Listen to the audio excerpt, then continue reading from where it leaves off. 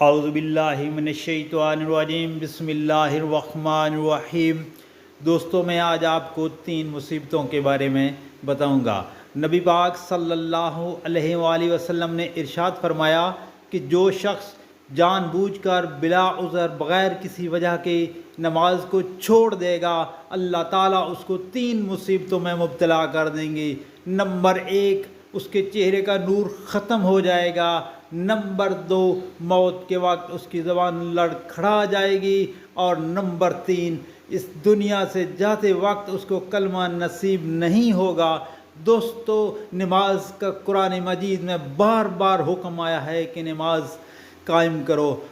دوستو، اس بات کو صدقے جاریہ کے طور پر آگے دوستوں میں شیئر کریں تاکہ ہر کسی کا بھلا ہو جائے اور کسی کے دل پر یہ بات اتر جائے کہ نماز بہت ضروری ہے، اس کا پڑھنا بہت ضروری ہے۔ تو اس کو خدا را آگے دوستوں میں شیئر کریں، پلیز پلیز۔